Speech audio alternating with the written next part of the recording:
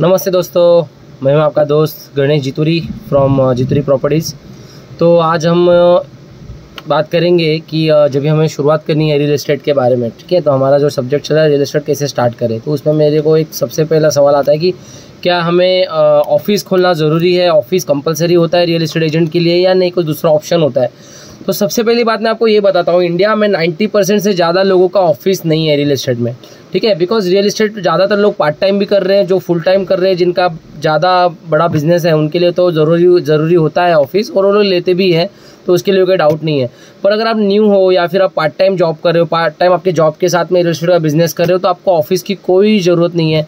Because office लेकर बैठना ये ज़माना अब चले गया है दोस्तों। ये भाजीपाला नहीं है कि हम दुकान खोल के बैठेंगे और लोग आके प्रॉपर्टी खरीदेंगे।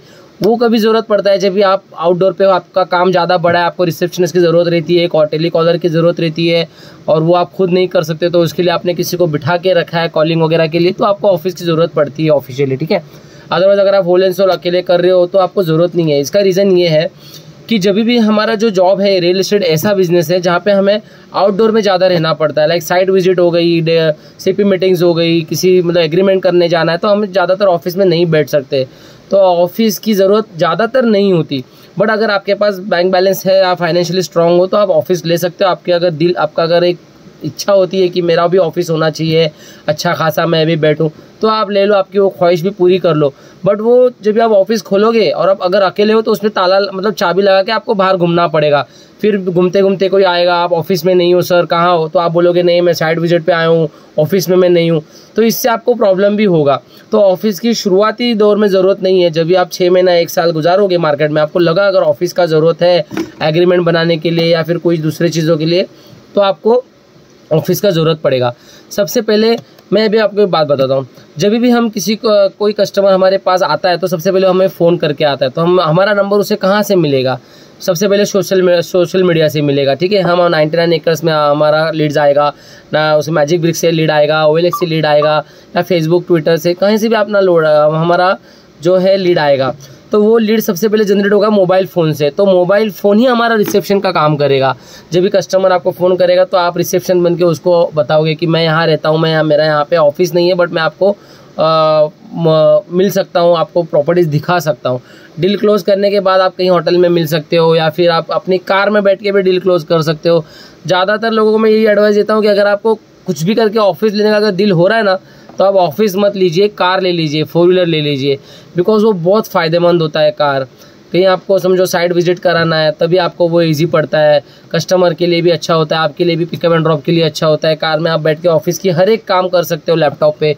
ऑफिस पर्टिकुलर लेने की ज़रूरत नहीं, जहाँ आप कार लेके जाइए वहाँ आपका ऑफिस बन जाएगा। वो एक बेस्ट ऑप्शन है, ठीक है। तो शुरुआती दौर में मैं आपको ये सजेशन दूंगा कि ऑफिस के चक्कर में मत पड़िए। बिकॉज ऑफिस खोलने के लिए भी दोस्तों बहुत ज़्यादा खर्चा होता है। जैसे मैं अगर नॉमिनल किसी छोटे एरिया की बात करूँ, तो डिपॉजिट 50,000 से स्टार्ट है।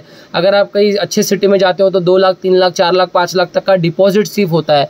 फिर उसके बाद डिपॉजिट देना है आपको, उसके बाद उसका मंथली खर्चा आएगा, आपको आदमी रखना पड़ेगा, हाउस कीपिंग रखना पड़ेगा, AC फैन वगैरह मेंटेनेंस आपको करना पड़ेगा, हर एक चीज़ आपको वहाँ पे मेंटेन करनी पड़ेगी। तो शुरुआती दौर में आप वो अवॉइड करें। मेरा तो यही सजेशन है, जितना हो सके आप घर पे बैठ के काम करो। आप कस्टमर के पास जाओ, कस्टमर को आपके पास आने की ज़रूरत नहीं है। जितना हो सके उतना आप कस्टमर के पास जाइए या CP मीटिंग्स करिए। ज़्यादातर बिल्डरों के ऑफिस में जाके बैठ जाइए। बिल्डर से जो डेवलपर्स होते हैं वहाँ से उनसे आप पहचान कराइए, आपका विजिटिंग कार्ड दीजिए, उनको बोलिए कि मैं यहाँ पे आके बैठ सकता हूँ क्या, आपका प्रॉपर्टी में सेल करने में आपकी हेल्प करूँगा, मैं यहाँ पे बैठना चाहता हूँ क्योंकि मेरा ऑफिस नहीं है। अगर आपके पास कोई काम नहीं है, आप करना चाहते हो, तो बिल्डर कोई भी डेवलपर आपको ये नहीं बोलेगा कि नहीं हमारे पास मत बैठो, क्योंकि उसे कस्टमर चाहिए दोस्तों। आप कस्टमर लेके दोगे, वो टैगिंग करेगा, आप में उसका भी फ़ायदा है, आपका भी फ़ायदा है। तो मैं ये सजेशन करूँगा, अगर आपको कोई काम नहीं, आपका ये परमानेंट काम मतलब पार्ट टाइम काम है, तो आपको ऑफिस की ज़रूरत सच में नहीं है। अगर आप ये फुल टाइम करना चाहते हो, तो शुरुआती दौर में आप बिल्डर के ऑफिस में बैठा कीजिए। अगर वैसा आपको नहीं है, तो आप एक कार ले लीजिए। अगर कार की भी ज़रूरत, आपके पास कार ऑलरेडी है, ऑफिस अगर लेना चाहते हो, तो सिंपल सोबर छोटा सा ऑफिस लेके आप उसमें शुरुआत कर सकते हैं दोस्तों, ठीक है। ठीक, इसके बाद में और दूसरे सब्जेक्ट पे वीडियो बनाऊंगा दोस्तों। आप मुझे ऐसे ही देखते रहो, मुझे बताते रहना कि मुझे क्या बनाना चाहिए, किस टॉपिक पे वीडियो बनाना चाहिए, कैसे इंप्रूवमेंट करना चाहिए दोस्तों। Thank you so much. Please follow करिए, सब्सक्राइब करिए।